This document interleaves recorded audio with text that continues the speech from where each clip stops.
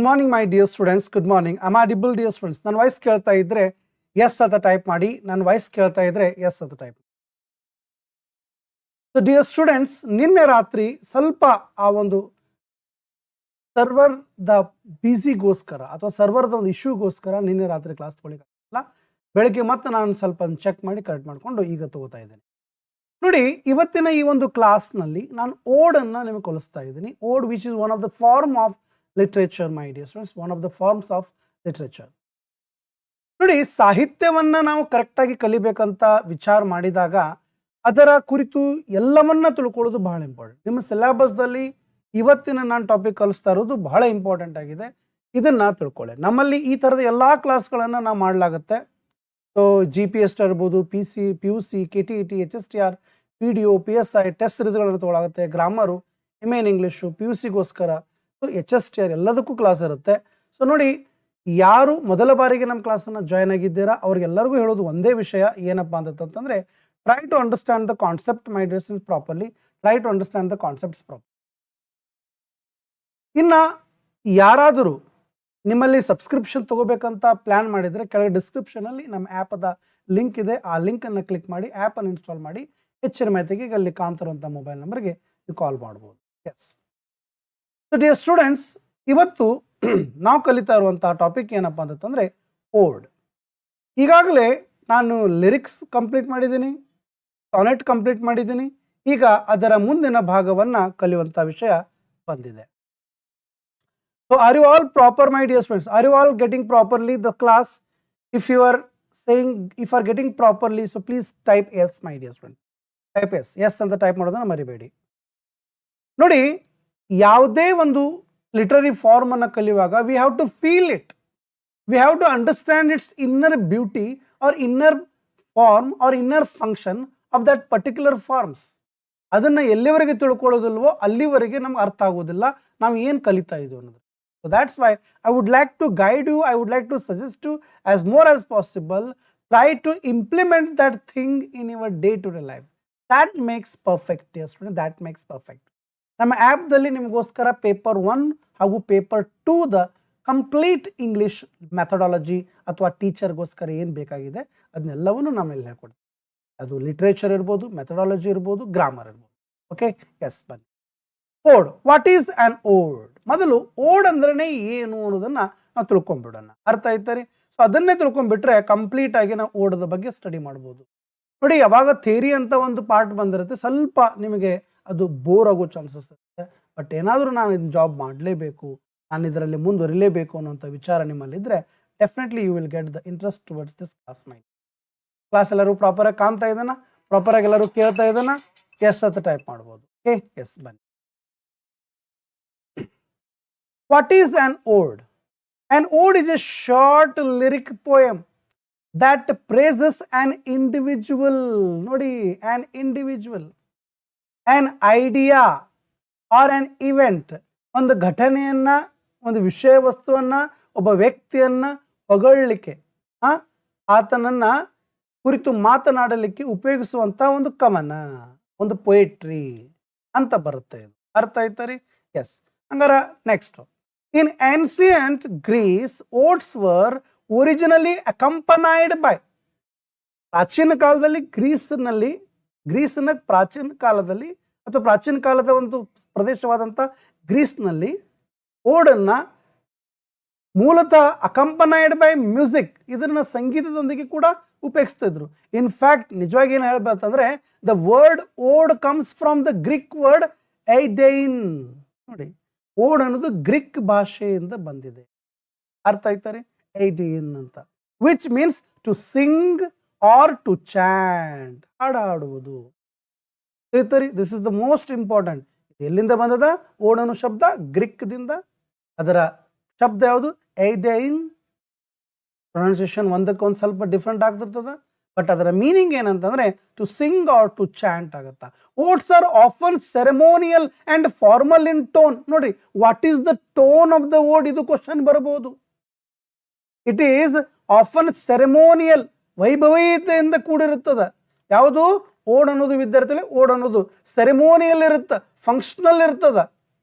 ತಿಳಿತರಿ. So ಇದಕ್ಕೆ ಯಾವುದೇ ತರದ ಒಂದು ನಿಯಮ ಅನ್ನೋದು ಇರಂಗಿಲ್ಲ. ತಿಳಿತರದು ಅದೊಂದು ಸೆರೆಮೋನಿಯಲ್ ಇರ್ತದ, ರಿಚುವಲ್ ಇರ್ತದ, ಟ್ರೆಡಿಷನಲ್ ಇರ್ತದ, ಒಂದು ಫಾರ್ಮಲ್ ಇರ್ತದ, ಒಂದು ಅಫಿಷಿಯಲ್ ಇರ್ತದ. ತಿಳಿತರಿ. Yes, next and formal in tone. ಅದಕ್ಕೊಂದು ಒಂದು ಒಂದು ಇದೇ ಒಂದು ಟೋನ್ ಇರ್ತದ, ಒಂದು ರಾಗ ಇರ್ತದೆ, ಹಿಂಗೆ ಹಾಡಬೇಕು ಅಂತ. ಸೆರೆಮೋನಿಯಲ್ ಮೀನ್ಸ್ ಟ್ರೆಡಿಷನಲ್, ರಿಚುವಲ್ ಅಂದ್ರೂ ಒಂದೇ, formal in tone. Next there are several different types of odes, but they are highly structured and adhere to poetic forms. ತುಂಬಾ ತರದ ಓಡ್ಗಳಿದಾವೆ, ಆದರೆ ಕೆಲವೊಂದೆಲ್ಲವೂ ಹೆಂಗದಪ್ಪ ಅಂತಂದ್ರೆ ಬದ್ಧವಾಗಿದ್ದಾವೆ. ಇದರ ಪ್ರಕಾರ ಸ್ಟ್ರಕ್ಚರಲ್. ದೇರ್ ಅಂತಂದ್ರೆ ಫಾಲೋ, ಒಬೇ, ಅಬ್ಸರ್ವ್, ಸ್ಟ್ರಿಕ್ಟ್ ಆಗಿದಾವ. ಅರ್ಥ ಆಯ್ತರಿ. ಎಕ್ಸಾಂಪಲ್ ನೋಡಿ, ನಾಳೆ ಎಕ್ಸಾಂಪಲ್ ಇಂಥವು ಕೊಡ್ತಾರ. The poet composed an ode to her mother, ತನ್ನ ತಾಯಿಗೋಸ್ಕರ, expressing her love and appreciation. ನೋಡಿ, ಲವ್ ಅಂಡ್ ಅಪ್ರಿಸಿಯೇಷನ್ ಮಾಡುವಂತ ಒಂದು ಪೋಯಮ್ ಅನ್ನ ಬರ್ದಾರ. For all the hard work her mother had done for her. ಒಂದು ಕವಿತ್ರಿ ಏನ್ ಮಾಡಿದಾಳೆ, ತನ್ನ ತಾಯಿ ತನಗೋಸ್ಕರ ಎಷ್ಟು ಹಾರ್ಡ್ ವರ್ಕ್, ಕಠಿಣತೆಯಿಂದ ಕೆಲಸ ಮಾಡ್ತಾ ಇದ್ದಾರೆ, ತನ್ನನ್ನ ಬೆಳೆಸಲಿಕ್ಕೆ ಎಷ್ಟು ಕಷ್ಟ ಪಡ್ತಾ ಇದ್ದಾಳೆ ಅನ್ನೋದ್ರ ಬಗ್ಗೆ ಏನು ಬರ್ದಾಳ. That's why it is called ceremonial, traditional, ritual, ವೈಭವತೆಯಿಂದ ಕೂಡಿರ್ತದ. ಇದು ಇಂಡಿವಿಜುವಲ್ ಬಗ್ಗೆ ಹೇಳ್ತದ, ಒಂದು ಐಡಿಯಾನ ಹೇಳ್ತದ, ಒಂದು ಕಾನ್ಸೆಪ್ಟ್ ಅನ್ನು ಹೇಳ್ತಿರ್ತದ. ಇಲ್ಲಿ ತಾಯಿಯ ಪ್ರೀತಿಯ ಕಾನ್ಸೆಪ್ಟ್ ಅನ್ನು ತಗೊಂಡು ಹೇಳ್ತಾ ಇದ್ದಾರೆ. So that's why we use to call it, my dear friends, ಇದು ಓಡ್ ಆಗುತ್ತೆ. So these are the themes which I am talking about the ode. Yes, ಬನ್ನಿ ಈಗ ಅದರ ಮುಂದಿನ ವಿಚಾರವನ್ನು ತಿಳಿದುಕೊಳ್ಳೋಣ ಓಡದ ಕುರಿತು. ನೋಡಿ, ಆನ್ ಓಡ್ ಪ್ರೊನೌನ್ಸಿಯೇಷನ್ ಈ ತರ ಆಗುತ್ತೆ. An ode is a type of poem generally return to address or praise subject. ನೋಡಿ, ದಯವಿಟ್ಟು ತಿಳ್ಕೊಳ್ಳಿ, ನಾನು ಏನನ್ನ ಹೇಳ್ತಾ ಇದ್ದೀನಿ, ಎಲ್ಲಿ ಅಂಡರ್ಲೈನ್ ಮಾಡ್ತಾ ಇದ್ದೀನಿ, ಅವೆಲ್ಲವೂ ಇಂಪಾರ್ಟೆಂಟ್ ಅದಾವ. ಅರ್ಥ ಐತರಿ. See, already we studied that an ode will praise an individual, ಒಬ್ಬ ವ್ಯಕ್ತಿಯನ್ನ ಹೊಗಳುವ ಕೆಲಸ ಮಾಡುತ್ತೆ. ಆನ್ ಐಡಿಯಾನ ಬಗ್ಗೆ ಅಥವಾ ಒಂದು ಇವೆಂಟ್ ಬಗ್ಗೆ. ಅದಷ್ಟೇ ಅಲ್ಲದೆ in some other way we can say that an ode is a type of poem generally written to address, to praise what? A subject. Subjects are three types: individual, idea or event. ಅರ್ಥ ಆಯ್ತರಿ. it utilizes ಅದು use ಮಾಡ್ಕೋತದ rhyme and a complex or irregular metrical form. ಇಲ್ಲಿ ಒಂದು ಪದ್ಧತಿ ಪ್ರಕಾರನೂ ಅದ, ಒಂದು ಪದ್ಧತಿ ಇರುವುದು, ಪದ್ಧತಿ ಇಲ್ಲದು ಎರಡೂ ಒಳ್ತಾವ, ಕೆಲವೊಂದು ಪದ್ಧತಿ ಇರ್ಲಾರ್ದೇನೆ ಹೋಗ್ತಿರ್ತಾವ. ಅಂದ್ರೆ 3 ತರದ ಓಡ್ಗಳು ಬರುವವು ಎಂದು ನಾವು ಇಲ್ಲಿ ತಿಳ್ಕೊತಾ ಇದ್ದೀವಿ. ಅರ್ಥ ಆಯ್ತರಿ. Yes, let's move to the next one. The word ode first appeared in English in the 1580s. It comes from the Middle French ode via the late Latin ode meaning lyric song, which was derived from the ancient Greek eidein meaning to sing or chant. Same thing. We discussed the same thing. Artha itari. So Latin ode meaning lyric song. ಅಲ್ಲಿಂದ ಎಲ್ಲಿ ಬಂದಿತ್ತು ಅದು actually ಅಲ್ಲೆಲ್ಲಿಂದ ಬಂದಿತ್ತು? Ancient Greek ದಿಂದ ಬಂತು. Greek ದಲ್ಲಿರುವಂತಹ ಪದ ಯಾವುದು? Aeidein, meaning to sing or chant. But in English literature it entered into the English literature in 1580s, my dear students. So I hope now you understood what is an ode, what is the introduction of the ode, what is the meaning of the word. ನಿಮಗೆ ಅರ್ಥ ಆಯ್ತು. Am I right or not, my dear friends? So ನಿಮಗೆ ಇಷ್ಟ ಆಗ್ತಾ ಇದ್ರೆ, class ಇಷ್ಟ ಆಗ್ತಾ ಇದ್ರೆ, ತಿಳಿತಾ ಇದ್ರೆ ಎಸ್ ಅಂತ ಟೈಪ್, ತಿಳಿತಾ ಇದ್ರೆ ಎಸ್ ಅಂತ ಟೈಪ್. S, very good. ಇದೇ ರೀತಿಯಾದಂಥ ಕ್ಲಾಸ್ ಕಂಟಿನ್ಯೂ ಆಗ್ತಿರ್ತದ. ನಿಮ್ಮ ಫ್ರೆಂಡ್ಸ್, ನೀವು ಏನೋ ಸಬ್ಸ್ಕ್ರಿಪ್ಷನ್ ತಗೋಬೇಕಾದ್ರೆ ಕೆಳಗಡೆ ಇರುವಂಥ ಆ್ಯಪದ ಲಿಂಕನ್ನು ಇನ್ಸ್ಟಾಲ್ ಮಾಡ್ಕೊಳ್ಳಿ, ಕ್ಲಿಕ್ ಮಾಡಿ. ಆ್ಯಪದೊಂದಿಗೆ ಏನಾದರೂ ಡೀಟೇಲ್ಸ್ ಬೇಕಾದರೆ you can call me. Okay, yes, ಬನ್ನಿ next. Now we going to learn the history of the word. ಹಂಗಾರೆ ಈಗ ತಾನೇ ನಾನು ಹೇಳ್ಕೊಟ್ಟಿದ್ದೀನಿ ಗ್ರೀಕ್ ದಿಂದ ಅಂತ ಹೇಳಿ. ಅರ್ಥ ಆಯ್ತಾ? ನೋಡಿ, ಒಂದೊಂದು ಕಡೆ ಒಂದೊಂದು ಕಲಿತೀವಿ. ನೆಟ್ ಎಕ್ಸಾಮ್, ಸೆಟ್ ಎಕ್ಸಾಮ್ದಲ್ಲಿ ವಾಟ್ ಈಸ್ ಓಡ್ ಅಂತ ಕೇಳಿದಾಗ ಇಟ್ ಪ್ರೇಸ್ ಇಂಡಿವಿಜುವಲ್ ಅಂತ ಕೊಟ್ಟಿದ್ದಾರೆ. ಅದೇ ಸೆಟ್ ಎಕ್ಸಾಮ್ ದಲ್ಲಿ ಏನ್ ಮಾಡಿದ್ದಾರೆ, ವಾಟ್ ಈಸ್ ಓಡ್ ಅಂತ ಕೇಳಿದಾಗ it addresses, it does address and praise individual ಅಂತ ಹೇಳಿದ್ದಾರೆ, ಅಥವಾ ಸಬ್ಜೆಕ್ಟ್ ಮ್ಯಾಟರ್ ಅಂತ. ಅದಕ್ಕೆ ನಾನು ಎಲ್ಲಾ ಕಡೆಯಿಂದ ತಗೊಂಡ್ಬರ್ತಾ ಇದ್ದೀನಿ. ನಾನು ನಿಮ್ಗೊಂದು ವಿಷಯ ಹೇಳ್ತಿದ್ದೀನಿ ಕೇಳಿ. ನಾವೇನಾದರೂ ಈ ಶಿಕ್ಷಕರ, ಈ ಟೀಚರ್ಸ್ ಅಪಾಯಿಂಟೆಡ್ ದ ಕ್ವಶನ್ ಪೇಪರ್ಗಳನ್ನು ಹಿಂದಿನ ನೋಡಿದರೆ, ನಾನು ನಿಮ್ಗೊಂದು ವಿಷಯ ಹೇಳ್ತೀನಿ, ನನ್ನ ಅನುಭವದ ಪ್ರಕಾರ 90% ಆಲಸಿತನದಿಂದಲೇ ಕ್ವಶನ್ ಪೇಪರ್ ರೆಡಿ ಆಗಿರ್ತದೆ. ಅಂದ್ರೆ ಎಲ್ಲಿದೋ ಒಂದ್ ಕಡೆ ಕಾಪಿ ಆಗಿರ್ತದೆ. ತಿಳಿತರಿ, ಒಂದು ಸೆಟ್ ಎಕ್ಸಾಮ್ದ ಅಂದ್ರ, ನೆಟ್ ಎಕ್ಸಾಮ್ದ ಅಂದ್ರ, ಅಲ್ಲಿದ್ರ ಇಲ್ಲಿದ್ರ. ನಾನೇನ್ ಮಾಡ್ತಾ ಇದ್ದೀನಿ, ಅವೆಲ್ಲಾ ಕಡೆದು ತಂದು ನಿಮ್ ಮುಂದೆ ತಂದು ಇಡ್ತಾ ಇದ್ದೀನಿ. ಅರ್ಥ ಆಯ್ತಾ? ನೆಟ್ ಇರ್ಬೋದು, ಸೆಟ್ ಇರ್ಬೋದು, JRF ಇರ್ಬೋದು, ಡೆಲ್ಲಿ ಒಳಗಿರುವಂಥ ಜವಾಹರ್ಲಾಲ್ ನೆಹರು ಯೂನಿವರ್ಸಿಟಿ ಒಳಗಿಂದ ಇರ್ಬೋದು, ಅವೆಲ್ಲಾ ತರದ ವಿಚಾರಗಳನ್ನ ಒಂದ್ ಕಡೆ ತಂದು ಕನ್ಸೈಸ್ ಆಗಿ ಮಾಡಿ ನಿಮ್ ಮುಂದೆ ತಂದು ಕೊಟ್ಟು ನಾನು ಕಲಿಸ್ತಾ ಇದ್ದೀನಿ. ಅರ್ಥ ಆಯ್ತರಿ? So if you are happy with this my dear friends, please put the thumb, please put the thumb my dear friends.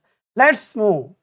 Originating in ancient Greece, the ode poems were originally performed publicly to celebrate athletic victories. ನೋಡ್ರಿ, ಮೂಲತಃ ಈ ode ಅನ್ನ ನಾವು ಯಾವಾಗ use ಮಾಡ್ತಿದ್ವಿ ಅಂತಂದ್ರೆ, ಗ್ರೀಸ್ದಲ್ಲಿ Greek ಜನ ಅಥವಾ ಗ್ರೀಕದ ವ್ಯಕ್ತಿಗಳು ಅಥವಾ ಗ್ರೀಸ್ದಲ್ಲಿರುವಂತಹ ಜನ ಪಬ್ಲಿಕ್ಲಿ ಟು ಸೆಲೆಬ್ರೇಟ್ ಅಥ್ಲೆಟಿಕ್ ವಿಕ್ಟರೀಸ್, ತಮ್ಮ ಆಟಗಳಲ್ಲಿ ವಿಕ್ಟರಿ ಆದಾಗ ವಿದ್ಯಾರ್ಥಿಗಳೇ ಅವ್ರು ಏನ್ ಮಾಡ್ತಾ ಇದ್ರಪ್ಪ ಅಂತಂದ್ರೆ ಆ ವಿಜಯೋತ್ಸವನ್ನ ಸೆಲೆಬ್ರೇಷನ್ ಮಾಡುವಾಗ ಉಪಯೋಗಿಸ್ತಿದ್ರು. Later this poetic form was favoured among English romantic poets. 1580 ನಂತರ ಈ ಓಡನ್ನ ಏನ್ ಮಾಡಿದ್ರು, ರೊಮ್ಯಾಂಟಿಕ್ ಪೊಯಿಟ್ ನಲ್ಲಿ ತಗೊಂಬಂದ. ಅಂದ್ರೆ ರೊಮ್ಯಾಂಟಿಸಮ್ ಅಂತ ಏನು ಬರುತ್ತಲ್ಲ, ನಾವು ಅಂಡರ್ಸ್ಟ್ಯಾಂಡ್. ಓಡ್ ಜಾಸ್ತಿ ಪಬ್ಲಿಸಿಟಿ ಆಗಿದ್ದು ಇಂಗ್ಲಿಷ್ ಲಿಟ್ರೇಚರ್ನಾಗ ರೊಮ್ಯಾಂಟಿಸಿಸಮ್ದಾಗ ಬರ್ತದೆ. ಇದು ಅರ್ಥ ಆಯ್ತು, ನೆನ್ಪಿಟ್ಕೊಳ್ಳಿ.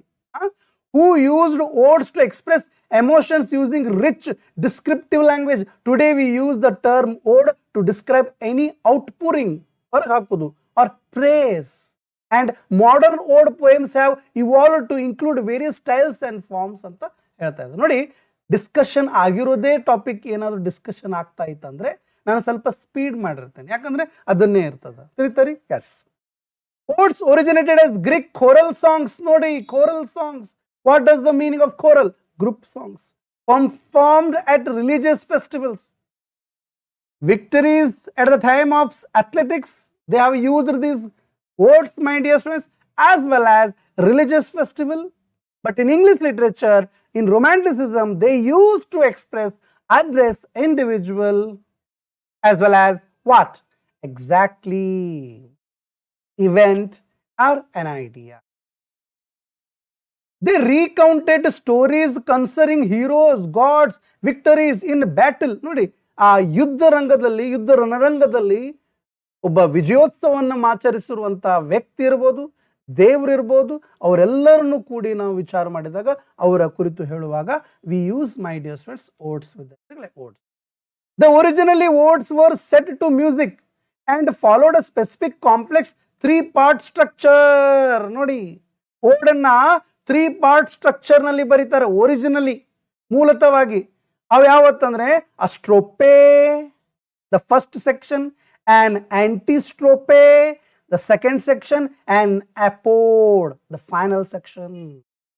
Dear students, an ode is a word, an ode is a literary form which we use to praise or address individual, idea, and Greek, and these words will be used or were used in originally while the victories of athletics as well as in the religious festival in Greek, my dear friends. And these odes were divided into 3 major parts. First one is strope, the first part. The second one is antistrope, and the last one is apode. ಅರ್ಥ ಆಯ್ತರಿ?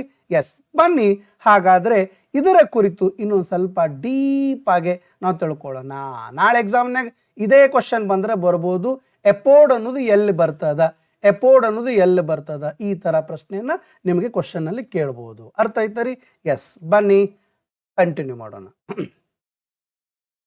The form was adapted by Latin poets. ನೋಡಿ, ಈ ತರದ ಒಂದು ರೀತಿಯನ್ನ, ಭಂಗಿಯನ್ನ ಪದ್ಧತಿಯನ್ನ Latin poets who loosened the structure and wrote in a less formal tone. ಬಹಳ ಫಾರ್ಮಲ್ದಲ್ಲಿ ಹೋಗಲಿಲ್ಲ, ಲೆಸ್ ಫಾರ್ಮಲ್ದಲ್ಲಿ ಬಂದರು ಲ್ಯಾಟಿನ್ದವರು. ಇವೆಂಚುವಲಿ ಹಿಂಗೆ ಘಟನೆಗಳು, ಇವೆಂಟ್ ಅಂದರೆ ಘಟನೆ, ಇವೆಂಚುವಲಿ ಒಂದಾದ್ಮೇಲೆ ಒಂದು ಘಟನೆಗಳಾದಂಗೆ ದ ಓಡ್ ವಾಸ್ ಪಾಪ್ಯುಲರೈಸ್ಡ್ ಇನ್ ರೆನೆಸೆನ್ಸ್ ಇಂಗ್ಲೆಂಡ್. ನೋಡಿ, in the English tradition, the term ode was used for loosely and meant either a poem of a praise or a poem containing an emotional outburst. ಭಾವನಾತ್ಮಕವಾದಂಥ ವಿಚಾರಗಳನ್ನು ಹೊರದುಂಬಿಸುವಾಗ ಉಪಯೋಗಿಸಿದ್ರು, ಇಲ್ಲ ಅಂತಂತಂದರೆ ಯಾರನ್ನಾದರೂ ಹೊಗಳುವಾಗ ಉಪಯೋಗಿಸಿದ್ರು. ಇದನ್ನ ಓಡನ್ನ ವಿದ್ಯಾರ್ಥಿಗಳೇ ಎಲ್ಲಿ English literature.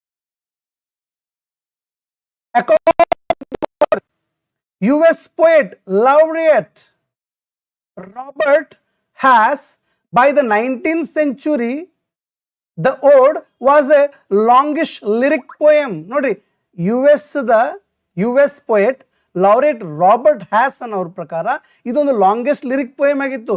Often with an elaborate stanza structure written in lines of varying and irregular length and often with different formal patterns in different parts. According to the US poet laureate Robert Hass ಅವರ ಪ್ರಕಾರ. ಈ paragraph ಅನ್ನು ನಾವು ಸ್ವಲ್ಪ ನೆನಪಿಟ್ಟುಕೊಳ್ಳ್ರಿ.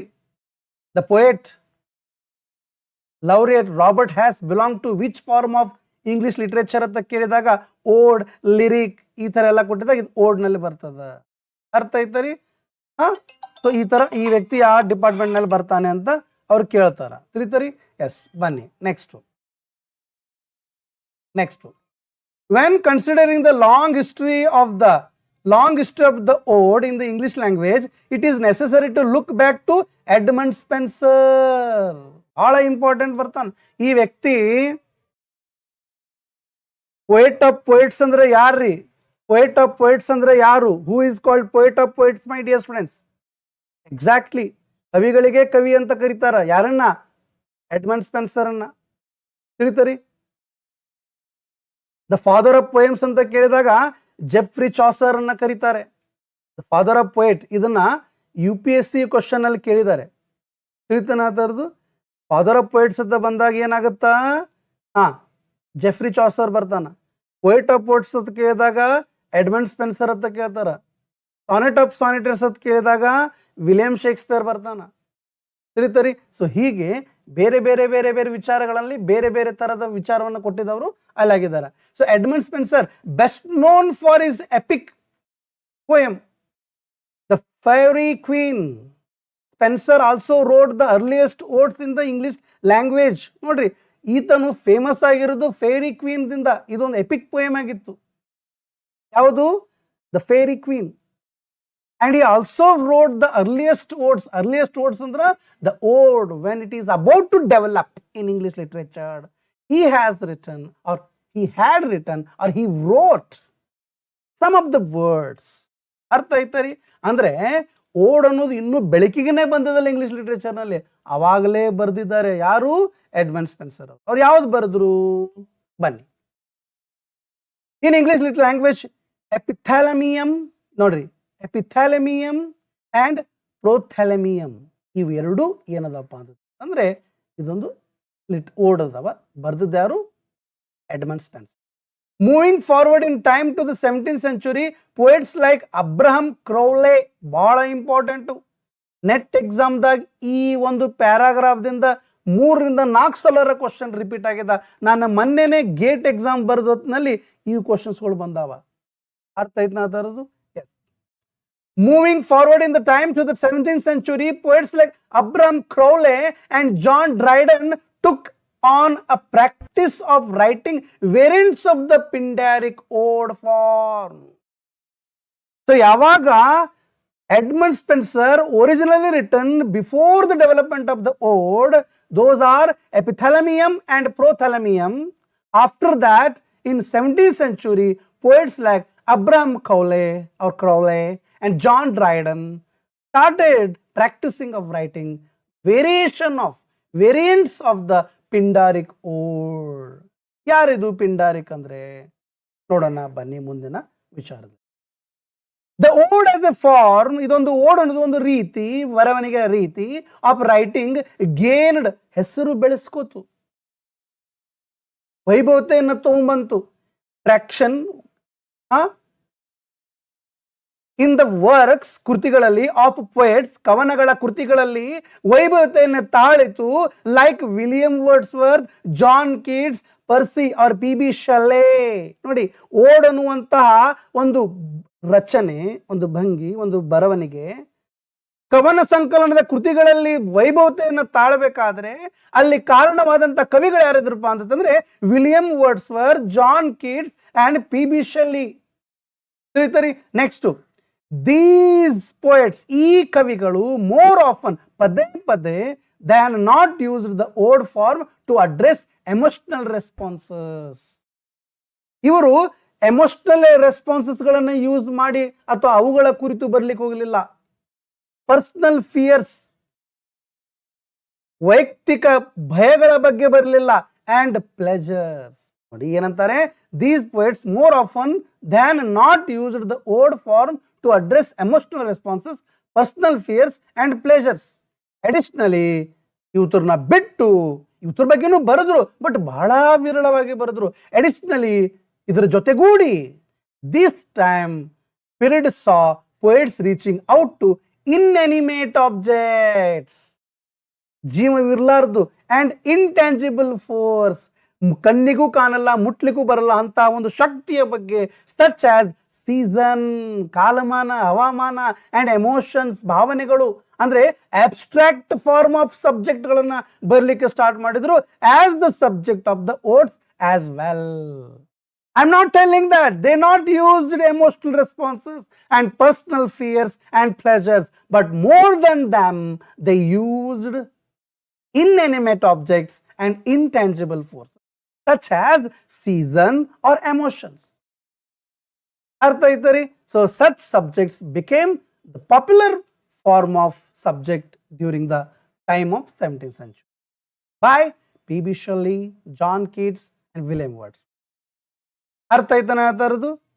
So ಹೀಗೆ ಇವತ್ತು ಇಷ್ಟು ವಿಚಾರವನ್ನ ತಿಳ್ಕೊಂಡಿದ್ದೀವಿ. ಇದರ ಮುಂದಿನ ವಿಚಾರವನ್ನ ನಾವು ತಿಳ್ಕೊಳ್ಳೋಣ ಬನ್ನಿ. ಹೌ ಟು ರೈಟ್ ಆನ್ ಓಡ್. ಸೊ ಇಲ್ಲಿ ತನಕ ಎಲ್ಲರಿಗೂ ತಿಳಿತಾ? ಇಲ್ಲಿ ತನಕ ಎಲ್ಲರಿಗೂ ತಿಳಿತ ವಿದ್ಯಾರ್ಥಿಗಳು? ಇಲ್ಲಿ ತನಕ ಎಲ್ಲರಿಗೂ ತಿಳಿದಿದ್ರೆ ಎಸ್ ಅಂತ ಟೈಪ್ ಮಾಡಿ. ಇಲ್ಲಿ ತನಕ ಎಲ್ಲವೂ ತಿಳಿದಿದ್ರೆ ಎಸ್ ಅಂತ ಟೈಪ್ ಮಾಡಿ. ಇಲ್ಲ ಬೋರ್ ಆಗ್ತಾ ಇತ್ತು ಅಂದ್ರೆ ಅದನ್ನು ಹೇಳಿ.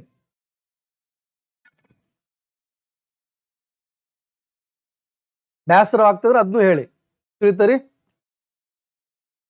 S, thank you, thank you. Next, how to write an ode. ಅಂದ್ರೆ ಓಡನ್ನು ಹೇಗೆ ಬರಿಬೇಕು? Unlike some forms of poetry, ಬೇರೆ ತರದ ಯಾವ ರಚನೆಗಳ ಕವಿಯನ ಸಂಕಲನದಲ್ಲಿ ಇದು ಬರ್ದಿದೀವೋ, odes are fairly straight forward to compose. ನೋಡಿ, ಯಾವುದೇ ತರದ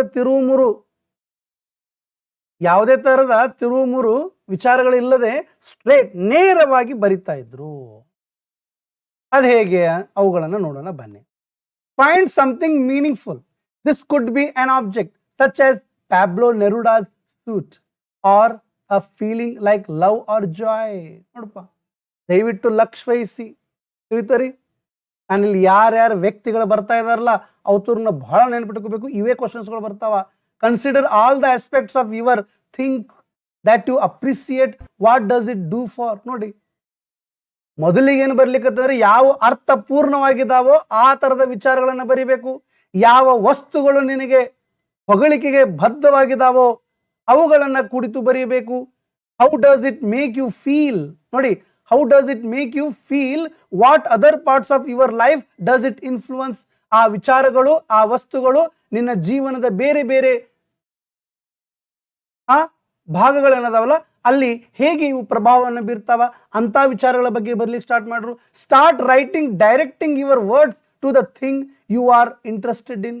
ನಿನ್ನಲ್ಲಿ ಯಾವುದೇ ಥರದ ಇಂಟ್ರೆಸ್ಟ್ ಅದಲ್ಲ ಅದನ್ನ ಪದಗಳಿಗೆ ಬದಲಾವಣೆ ಮಾಡಿ ಅದರ ಬಗ್ಗೆ ಬರ್ಲಿಕ್ಕೆ ಸ್ಟಾರ್ಟ್ ಮಾಡ್ರು. Make sure to use plenty of adjectives, ಹೊಗಳಿಕೆಗಳು, and verbs while also focusing on the images you are creating. ನಿನ್ನ ಭಾವನೆಗಳಲ್ಲಿ ಯಾವ ಇಮೇಜ್ ಕ್ರಿಯೇಟ್ ಆಗ್ತಾ ಇದನೋ ಅದರ ಬಗ್ಗೆ ಕ್ರಿಯೆಯ ಮುಖಾಂತರ, ಹೊಗಳಿಕೆ ಮುಖಾಂತರ ಬರೀಲಿಕ್ಕೆ ಸ್ಟಾರ್ಟ್ ಮಾಡಬೇಕು ಓಡ್ನಲ್ಲಿ. Repetition is a common element in odes. Oh my God, look at there, what a word. Repetition is a common element in words and could be applied in your personification. ಜೀವ್ ಇರ್ಲಾರ್ದು, ಅದಕ್ಕೆ ಇಲ್ಲಿ ಏನ್ ಮಾಡಿದ್ರು, inanimate things ಗಳನ್ನ ತಗೊಂಬಂದ್ರು. Is also a useful technique to make use of. ಅಂದ್ರೆ ಈ ಓಡ್ ಅನ್ನ ಬರೆಯುವಾಗ ನಾವು ಏನ್ ಮಾಡ್ತೀವಿ, ಪರ್ಸೋನಿಫಿಕೇಶನ್ ಯೂಸ್ ಮಾಡ್ತೀವಿ. As always revise and edit your poem, share it with someone you trust and get feedback on what could be changed to make your verse more impactful. So ಹೀಗೆ ನಾವು ಓಡನ್ನ ಬರಿಬೇಕಂತ ಹೇಳಿದ್ದಾರೆ. ಅರ್ಥ ಆಯ್ತರಿ? ಎಸ್, ಬನ್ನಿ next. What is the structure of on ಓಡ್ poem? ನೋಡಿ, structure ಒಂದು ಓಡ್ ಪೋಯಮ್ ಅಂದ್ರೆ ಹೆಂಗಿರುತ್ತೆ ಅನ್ನೋದನ್ನ ನಾವು ಜನರಲ್ ಆಗಿ ತಿಳ್ಕೊಳ್ಳೋಣ.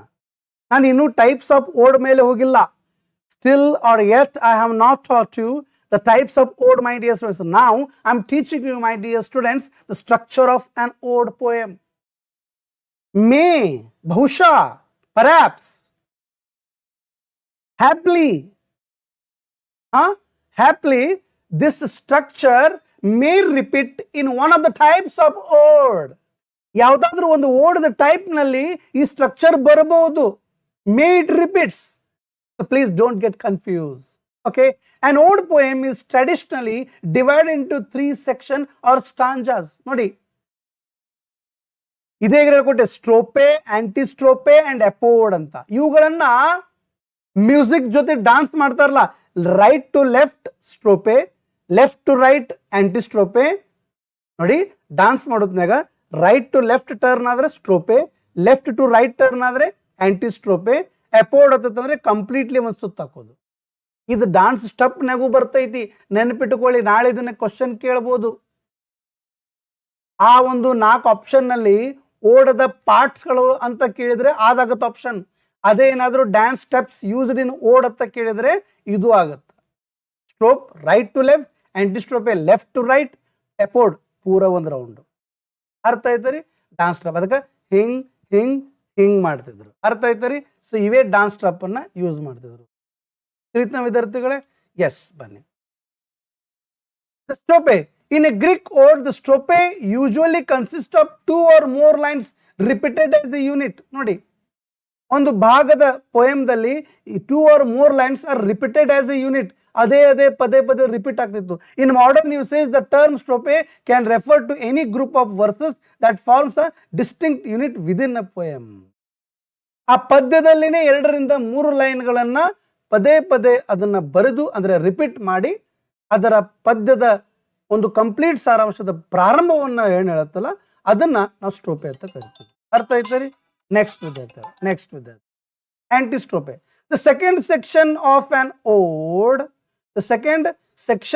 an ode, dear students, the second section of the ode is structured the same way as the strophe but typically offers the thematic counterbalance. ನೋಡಿ, ಅಂದ್ರೆ ಒಂದನೇದು ಇಂಟ್ರೊಡಕ್ಷನ್ ಕೊಡ್ತದ, ಎರಡನೇದು ಆಂಟಿಸ್ಟ್ರೋಪೆ ಅದು ಥಿಮ್ಯಾಟಿಕ್ ಕೌಂಟರ್ ಬ್ಯಾಲೆನ್ಸ್ ಕೊಡ್ತದ, ಅಂದ್ರೆ ಥೀಮ್ ಅನ್ನು ಎಕ್ಸ್ಪ್ಲೈನ್ ಮಾಡ್ತದ.